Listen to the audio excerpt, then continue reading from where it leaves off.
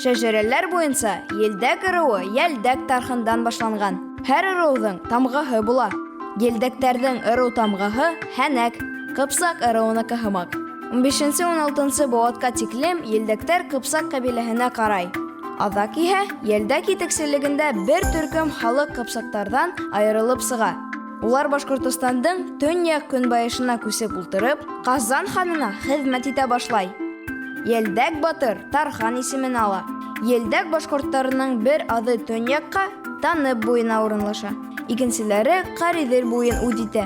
1662 йылда Елдәк башҡортто Китап Баймырҙын аҫаба ерҙәрен һаҡлаусы документ юллап ала. Хан яғынан елдәктәр күп түгел, 30 меңдән ашыу ғына. Әҙ булһалар да, дәррәү, егәрле һәм рухлы улар. Елдәктәрҙең төп төбәге Борай ауылы. Елдәк башҡорттары тағы ла Саҡмағош, Дүртөйлө, Илеш, Ҡариҙел, Благовещен, Нуриман райондарында йәшәй. Елдәктәр төньяҡ көнбайыш диалектында һөйләшә.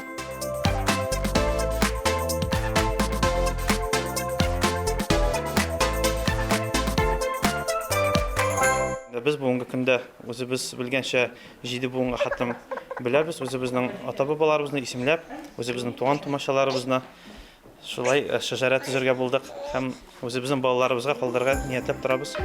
Bizning ota-bobolar endi Дүртөйле районынан Иделор ягыннан күчеп килгәннәр 1812 елны. Алар 1811 елны килеп землянкалар чыгып киткәннәр дә 1812 елны килеп яз көне март айында 6 ат чанасы җигеп 6 семья чыкканнар. Шуннан башлап безнең авыл барлыкка килгән Яңа Елдәк авылы. Шулай безнең Мөхәддин бабай менә Зариф карт әйтәләр, Сәйдгәрәй карт әйтә. Алар шунда төпләнеп, урманнарны төпләп, шу авылда урнашып киткәннәр. Бүгенге көндә дә без авылыбызны ташламайбыз, шунда туып үстек. Менә үземнең улларым, оныкларым бергә шушы үзебезнең хуҗалыкны алып барабыз. Менә бүгенге көндә әниебез дә исән. Шу 4 буын бергәләп шушы нәсел ырыубызны югалтмыйбыз. Дальше да үзебезнең балаларга, оныкларга үзебез өйрәтеп, буыннан буынга калдырып киләбез. Без үзебезнең 7 буыныбызны беләбез дип шутлайбыз инде менә. Җыенга багышлап мин архивка барып белдем, нинди авылда яшәгәннәрен, нәрсә белән шөгыльләнгәннәрен. Шул инде җыен бик ошады, фотосессия да бик әйбәт булды. Мин уйлайм, балаларга шундый җыеннарда катнашырга кирәктер дип, чөнки алар үзләренең ыруларын белеп үсәргә тиеш.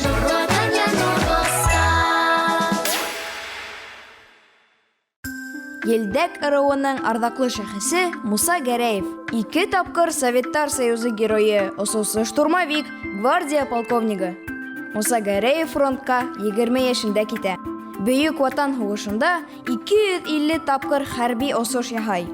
Сталинград, Донбасс, Кырым, Беларусь, Литва, Польша, Көнсығыш Пруссияның фашистардан азат итә. Бер тапҡыр да яраланмай. Муса Гәрәев 1945 йылда 1-нче еңеү парадында катнаша. Елдәктәр герой яҡташы менән бик ғорурлана.